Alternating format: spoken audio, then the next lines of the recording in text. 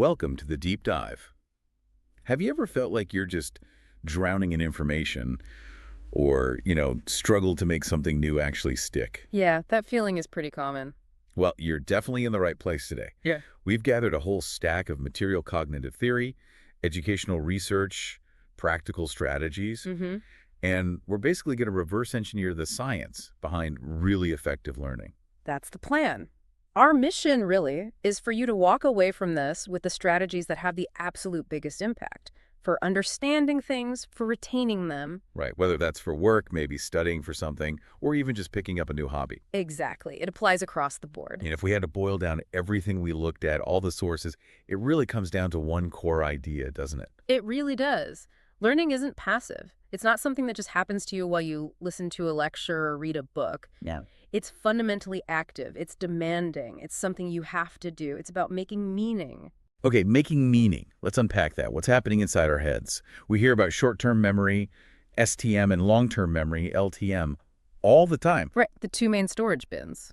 But what actually controls whether something gets from one to the other? What's the gatekeeper? Okay, so think of the long-term memory, the LTM, as the ultimate goal. It's like this huge, incredibly well-organized library, or maybe a super efficient filing cabinet. Everything neatly filed, cross-referenced. Exactly, ready for instant access. Now, the short-term memory, or working memory as it's often called, that's more like your desk while you're actually working on something. Okay, messy, temporary, limited space. Precisely. It's temporary, easily overwhelmed, and things get jumbled up pretty quickly. So how does a new idea, new piece of information, make that journey from the messy desk into the permanent library? That's the critical step. For information to move from that temporary STM into the organized LTM, you have to actively process it. You have to structure it so it makes sense to you. What does making sense actually mean here?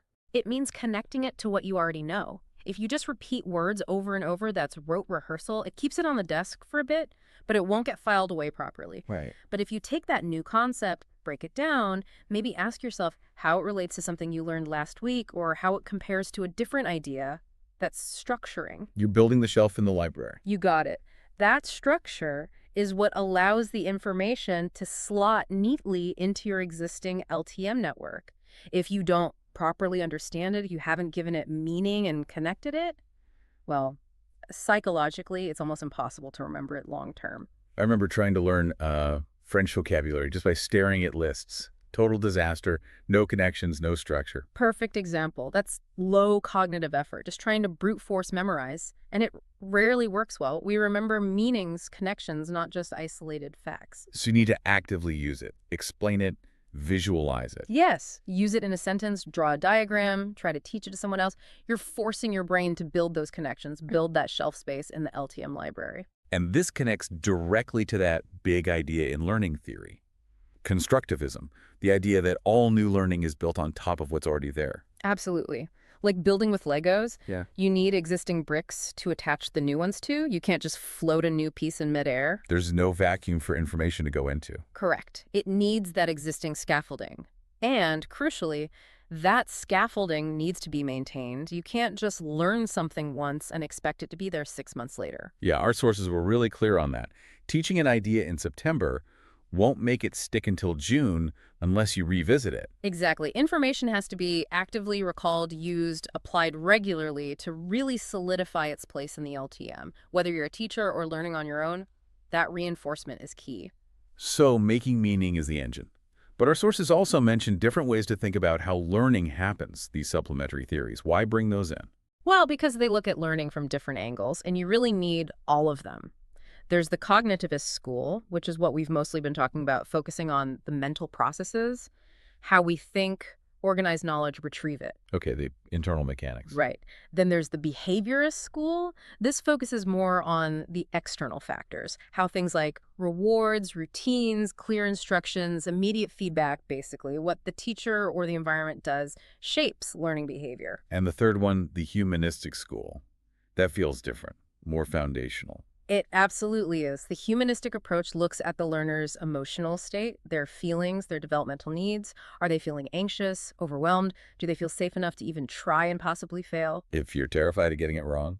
Exactly. If you feel psychologically unsafe, then no amount of clever cognitive structuring or behaviorist rewards is going to work effectively.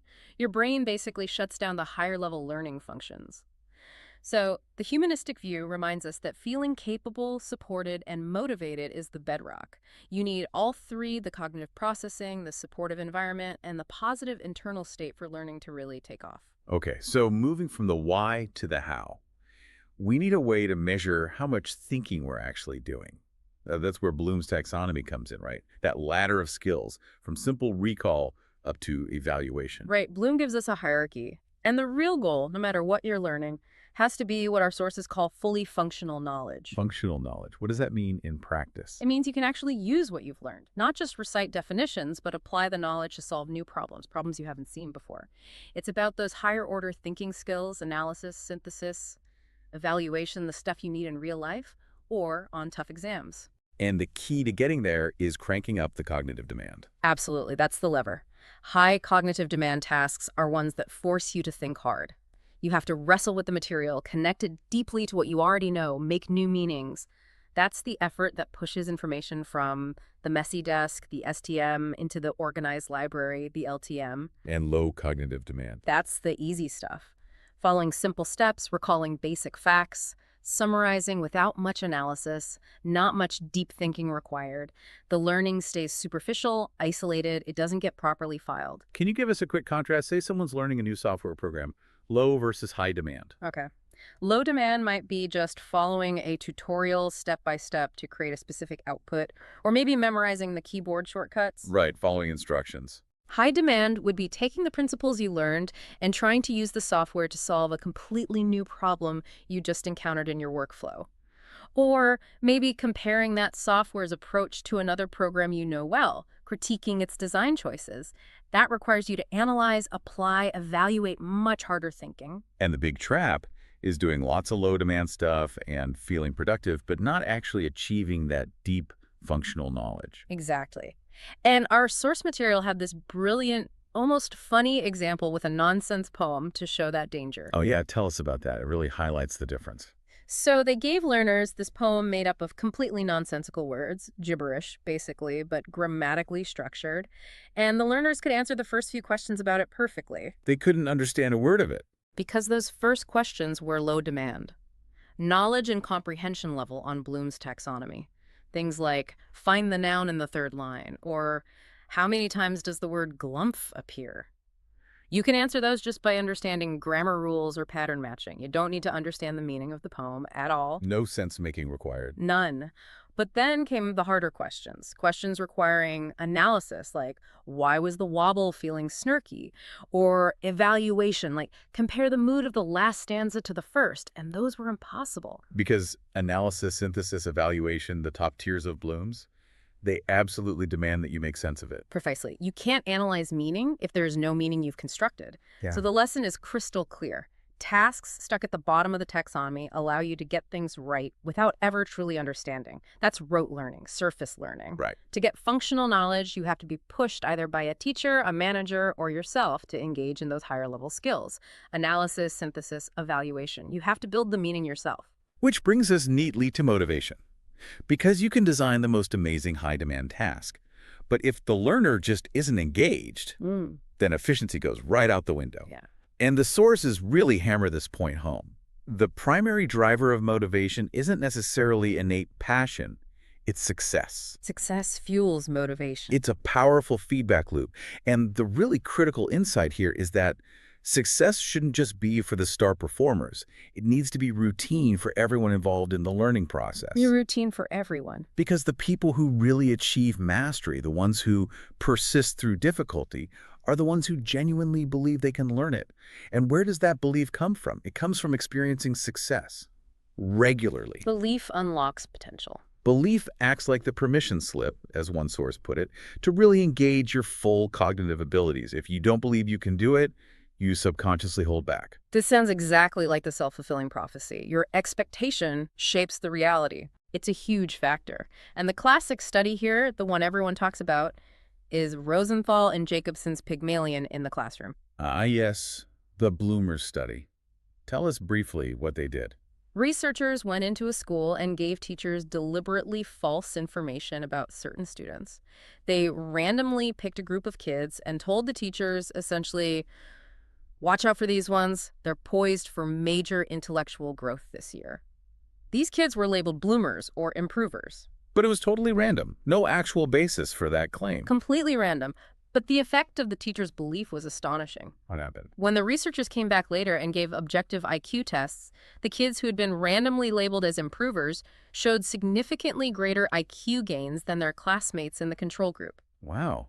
Just because the teachers expected more. It wasn't magic. The teachers unconsciously treated those special students differently. They probably gave them more attention, more challenging work, more encouragement, waited longer for answers. They created the conditions for success based on their expectation. Exactly. And the students lived up to that expectation. It puts a massive responsibility on anyone in a teaching or coaching role. Teachers, managers, mentors, even ourselves when we're self-studying. You have to hold high expectations for everyone, even if the initial signs aren't amazing. Yes. And it connects directly to issues of fairness and potential unconscious bias. The research is pretty consistent, unfortunately, that certain groups, maybe female students in STEM, certain ethnic minorities, or even just quieter, shyer individuals often receive less attention, fewer challenging questions, less wait time from instructors or managers. So fairness doesn't mean treating everyone the exact same way. No, that's a common misconception. Because people start in different places and have different needs, true fairness often means treating them differently to ensure everyone gets the support they need to reach those high expectations. How does that play out practically? It means consciously making sure you're distributing the high-demand tasks, the detailed feedback, the opportunities to shine across everyone, paying attention to who you're calling on, who you're checking in with. For example, if someone struggles with expressing themselves in writing, say due to dyslexia. You don't just mark them down on spelling and grammar. Exactly. The professional duty is to find another way for them to demonstrate their understanding. Maybe you assess the content and the thinking behind it, not the mechanics. Or you allow them to present their ideas verbally instead. Tailoring the approach. You tailor the task delivery so that every learner can engage with the high-demand thinking and experience that crucial routine success, which then fuels their belief and motivation. Okay, so we know learning needs to be active meaning-making. We know expectations drive success, which fuels motivation. Now, let's get really practical. What are the actual techniques that deliver the biggest bang for the buck? John Hattie's work comes up a lot here. Yeah, Hattie's synthesis of thousands of studies is invaluable. He basically looked at everything and asked, what really moves the needle on student achievement, regardless of age or subject? And what did he find? What are the common threads in the most successful methods? 3 big things consistently rise to the top. First, students need to be given challenging tasks, tasks that make them think deeply, grapple with complexity, high cognitive demand, like we discussed. Makes sense. No pain, no gain, cognitively speaking. Sort of, yeah. Second, there needs to be informative feedback, not just a grade like B minuses, but specific information. What did you do well? And critically, what do you need to do next to improve? Actionable advice. Exactly. And third, the tasks need to be constructivist. They need to force the learner to build, organize, connect, and refine their own understanding, not just passively receive information. Okay, challenge, feedback, constructivism. Let's translate those into tools we can use immediately. Our sources highlighted 2 really powerful ones. They did. The first one is the use of graphic organizers. Things like mind maps, flowcharts, Venn diagrams, comparison tables. Concept maps. All those visual tools. But the crucial part is the learner has to be the one creating and refining them. It's not about looking at a pre-made one. It's the active process of making it. Why is that so powerful? It seems pretty simple. It forces high-demand thinking. To make a useful mind map, you have to identify the main ideas, figure out the supporting detail, see the relationships between concepts. Is this a sequence, cause and effect, a hierarchy? You are literally physically constructing your understanding on the page. You're making the structure visible. Precisely, and the impact is stunning. Some research Hattie reviewed showed that effectively using student-created graphic organizers can lead to gains equivalent to about 2 grade levels. Wow, 2 grades, just from drawing diagrams and maps. When done as an active constructivist task, yes, it forces that deep processing needed for LTM storage. It's a massive lever. Okay, that's huge, graphic organizers. What's the second big tool? It relates to that informative feedback idea. Right. It's a specific way of giving feedback, often called the medal and mission approach. Medal and mission. Tell us about that. It's simple but effective. The medal is the specific praise. You point out exactly what the learner did well. And importantly, you try to praise effort, strategy, or improvement, not just innate talent. You really persisted with that tricky calculation rather than, you're so smart. Okay. Reinforcing the process. Yeah. And the mission. The mission is the constructive, forward-looking advice. It tells the learner specifically what they need to do next to improve. It focuses on closing the gap between where they are and where they need to be, but in a positive, actionable way. Can you give a quick example? Like feedback on a report draft? Sure. Instead of just saying, this needs more detail, which isn't helpful. Vague. A medal and mission might sound like. Your medal is that the executive summary clearly nails the main recommendation. Great job focusing on the key takeaway. Okay. Specific praise. Your mission for the next draft is to add a specific example or data point to support the argument you make in paragraph 3. That will really strengthen the evidence. Ah, I see. It's concrete, positive, and tells you exactly what to do next. Precisely. It builds confidence with the medal and provides clear direction with the mission. Very powerful for motivation and improvement. And one last strategy that ties a lot of this together, self and peer assessment. Yes. The research on this, when implemented properly, is incredible. It can sometimes double the rate of learning. Double. How does that work? Well, a few ways. First, to assess their own work or a peer's work effectively, students have to understand the success criteria.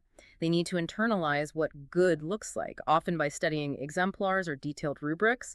That clarifies the goalposts immensely. They become experts in the standard. Exactly. And second, it puts them directly in the driver's seat for their own improvement.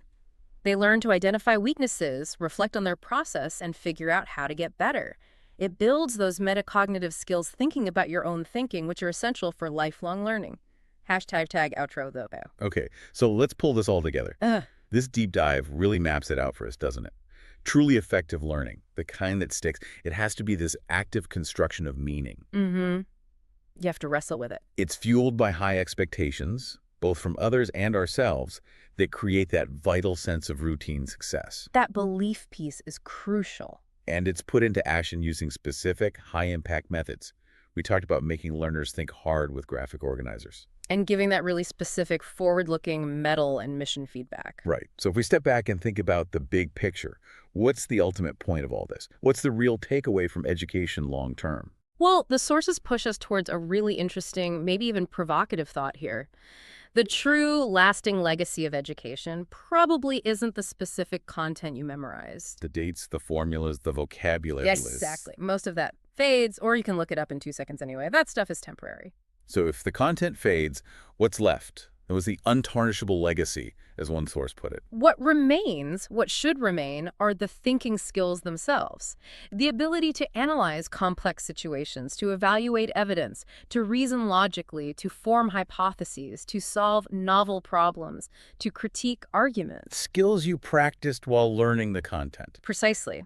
Those high-order thinking skills, drilled and honed through all the active learning, the challenging tasks, the constructing of meaning, that's the toolkit that stays with you. That's what you use in your career, in your life, long after you've forgotten the specifics of the Krebs cycle or the date of the Battle of Hastings. That ability to think well is the true legacy. That's a really powerful final thought. So as you go about your week, maybe tackling a new project or learning something new, ask yourself, am I just passively consuming this? Or am I actively building meaning, wrestling with it, practicing those core thinking skills? Make the effort. It pays off. Absolutely. Go forth and apply this knowledge. We'll see you on the next Deep Dive.